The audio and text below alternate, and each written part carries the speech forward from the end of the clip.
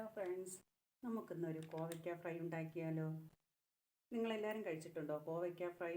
കോവയ്ക്ക കൊണ്ടുള്ളൊരു ഫ്രൈ ആണ് ഇന്നുണ്ടാക്കുന്നത്.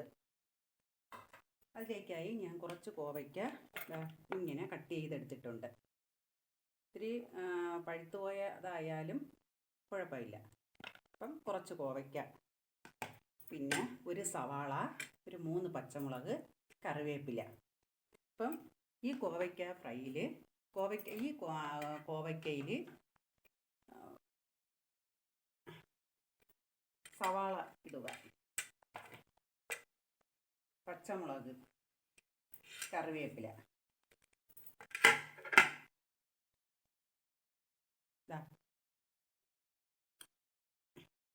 ഒരു അര സ്പൂൺ ഉപ്പ് മതി. അര സ്പൂൺ ഉപ്പ്. പിന്നെ മസാല, നമ്മൾ ചിക്കൻ മസാല ഉണ്ടല്ലോ, ചിക്കൻ മസാല ഒരു അര സ്പൂൺ മതി ചിക്കൻ മസാല.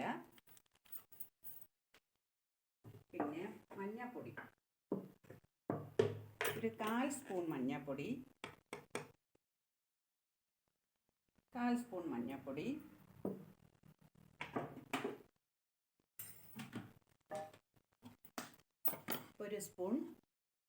ഒരു അര സ്പൂൺ മുളക് പൊടി.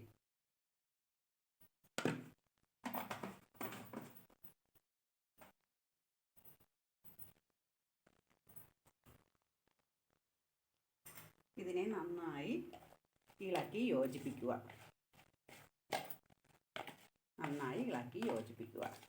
ഈ സമയം നമുക്ക് പാൻ അടുപ്പിലോട്ട് വയ്ക്കുക. എന്നിട്ട് കത്തിച്ചു കൊടുക്കുക. ഇത് നന്നായിട്ട് ഇതുപോലെ നന്നായി ഇളക്കി യോജിപ്പിക്കണം. അപ്പം ഇതിലിട്ടത് മുളക് പൊടി, മഞ്ഞൾപ്പൊടി, കറി മസാല, ഉപ്പ്.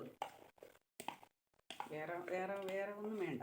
ഇനി കുറച്ച് എണ്ണ, ഒരു 2 സ്പൂൺ അല്ലെങ്കിൽ ഒരു 3 സ്പൂൺ, കുറച്ച് എണ്ണ മതി. നമ്മൾ കടുവൊക്കെ പൊട്ടിക്കാൻ ഇടുന്ന അത്ര എണ്ണയുടെ ആവശ്യമേ ഉള്ളൂ. ഒരുപാട് എണ്ണ വേണ്ടി വരത്തില്ല. അപ്പം കുറച്ച് എണ്ണ, ചട്ടി ഒന്ന് ചൂടായി വരുമ്പം അതിലേക്ക് കുറച്ച് എണ്ണ ഒഴിച്ചു കൊടുക്കുക. ഇത്ര എണ്ണയുടെ ആവശ്യമേ ഉള്ളൂ. കുറച്ച് എണ്ണ ഒഴിച്ചു കൊടുക്കുക. അതിലേക്ക് എണ്ണ ചൂടായി വരുമ്പോൾ കുറച്ച് കടുക് അതിലേക്ക് ഇട്ട് കൊടുക്കുക. കടുക്,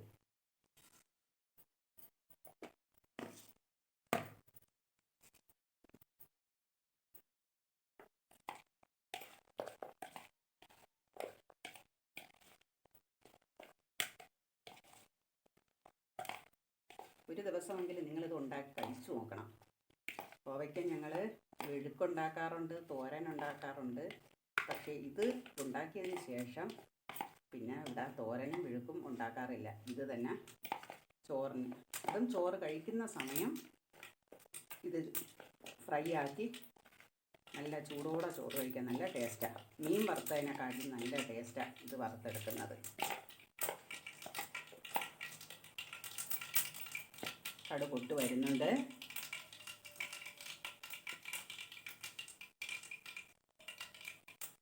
അതിലേക്ക് ഇതിട്ട് കൊടുക്കുക.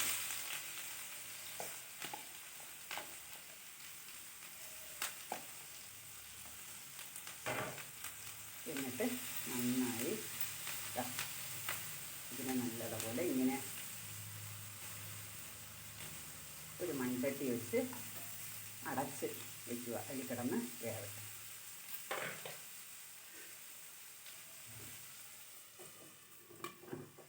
ആദ്യം ഒന്ന് ഇതിപ്പം ഇതിൽ സിമ്മിലല്ല ഇരിക്കുന്നത്, ഇപ്പം നല്ല തീയിലാണ് ഇരിക്കുന്നത്. കുറച്ച് കഴിഞ്ഞിട്ട് ഒരു അര വേവാകുമ്പം സിമ്മാക്കണം. അത് വേവട്ടെ അവിടെ ഇരുന്ന്.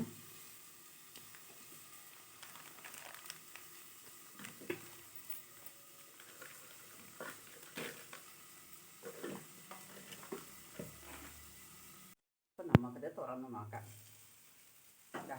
ഇനി ഒന്ന് സിമ്മിലിടുക. എന്നിട്ട് ഇതിനെ ഇളക്കി ഇളക്കി കൊടുക്കുക.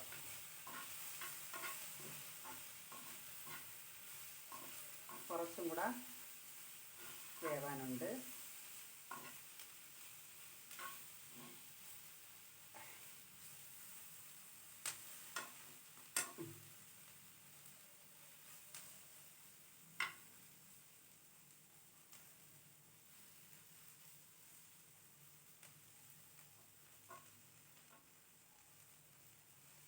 ഒരുപാട് എണ്ണയുടെ ആവശ്യമൊന്നുമില്ല, കുറച്ച് എണ്ണ ഒഴിച്ചാൽ മതി.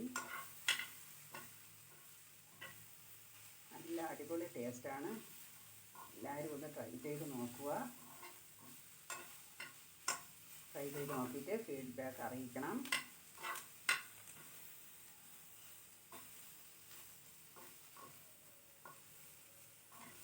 പിന്നെ എല്ലാവരും എൻ്റെ ചാനലൊന്ന് സബ്സ്ക്രൈബ് ചെയ്യുക.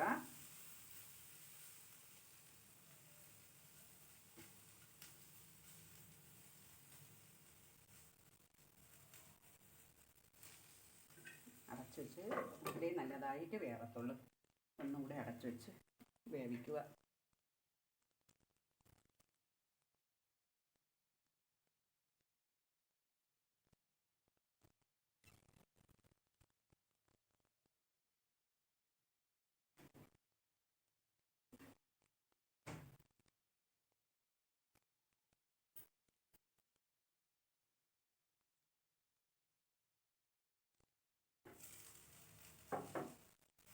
ഫ്രൈ റെഡി ആയിട്ടുണ്ട്.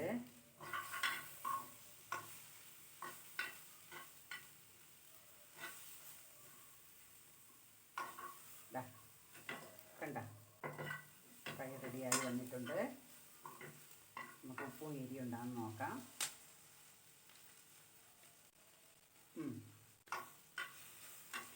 ഉപ്പും എരിയൊക്കെ ഉണ്ട്.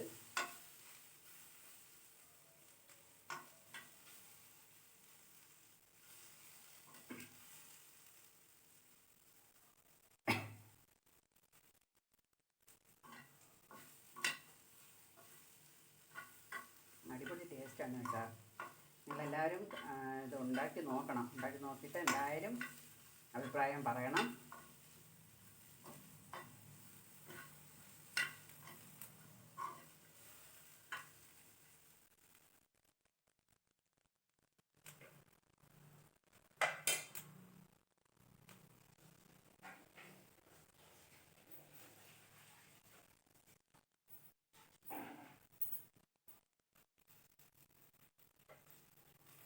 ഫ്രൈ റെഡിയായി വന്നിട്ടുണ്ട്.